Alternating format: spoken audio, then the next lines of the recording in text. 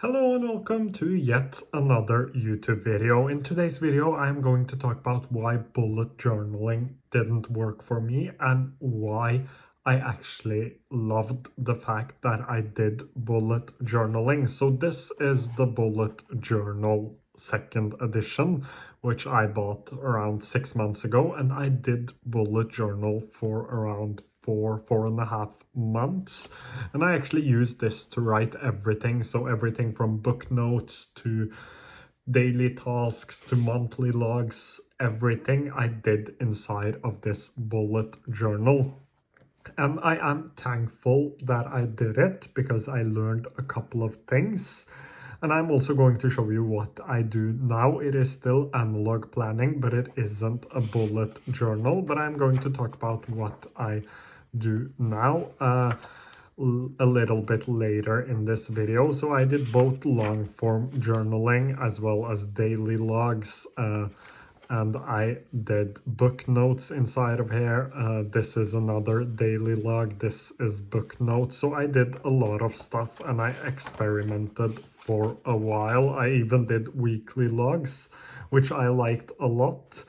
But I ended up not continuing with bullet journaling, and there are a few reasons why. So the first one is that it actually takes a lot of time to set up all of these different different views or different weekly setups and monthly setups and the dailies as well. It takes a lot of time, and I'm happy with the daily setup because I want that to take time. I want to reflect upon the things I did not do, so everything I crossed out here, I want to reflect on those things. Why didn't I do them?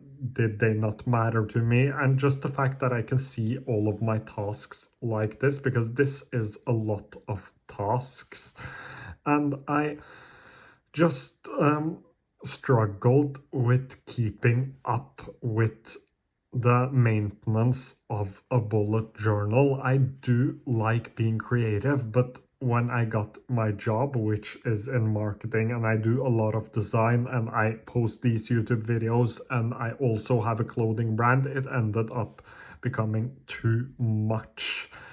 So I had to be creative all of the time, and I also had to be creative whenever I was planning my days or weeks. Right now, I am actually using this as a long form stream of consciousness journal. I still have quite a few of these.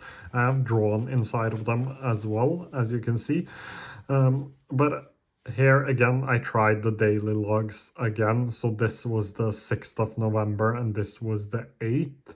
And another thing I discovered was that it was really hard to do bullet journaling when I was sick, because in the middle of my bullet journaling journey, I got really sick, both physically once and mentally once, and keeping up with a bullet journal while I was sick became really hard. So I ended up abandoning it when I was sick, and it ended up falling out of habit.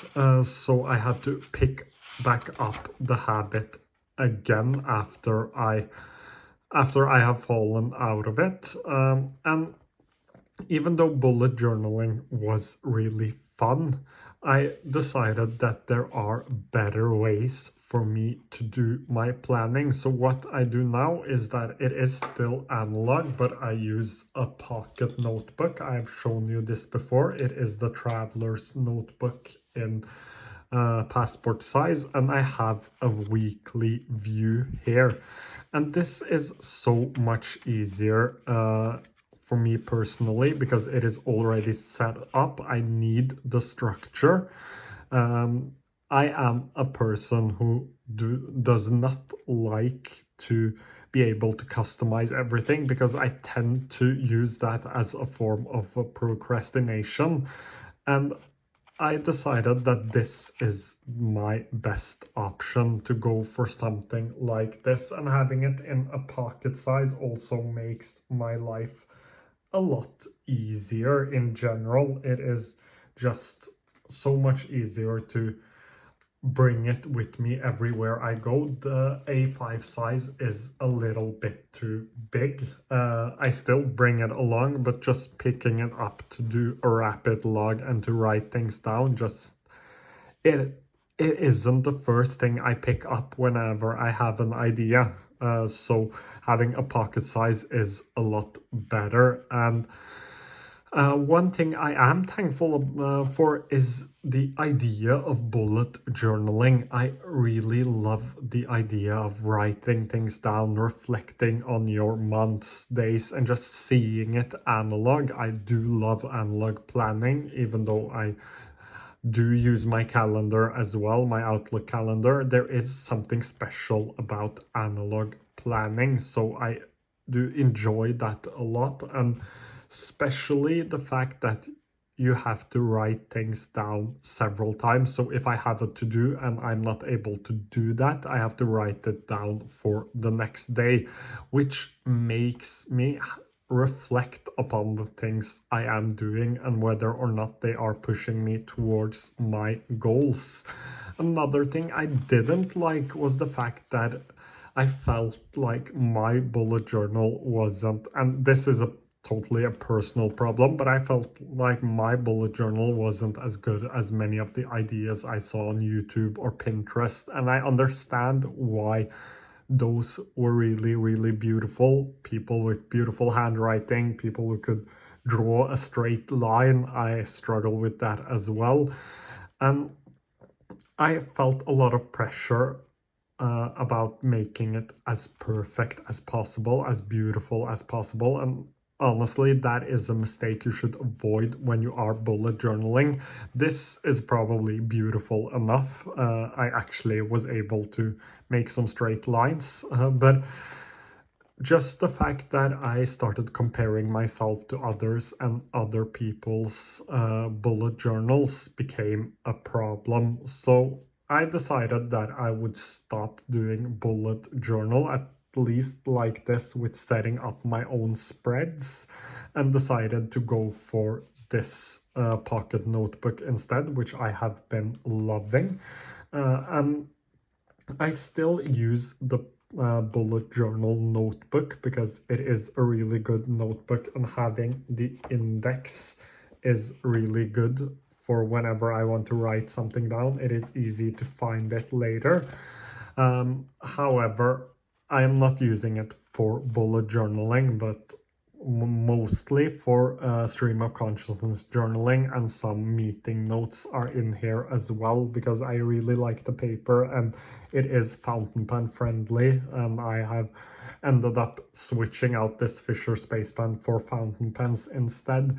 So the quality of the notebook is amazing, and I will keep buying the bullet journal notebook. I'm also a big fan of the bullet journal method, not necessarily the beautiful spreads, but the thought process and the ideas behind it. I'm a really big fan of that, so I keep doing that in my pocket notebook.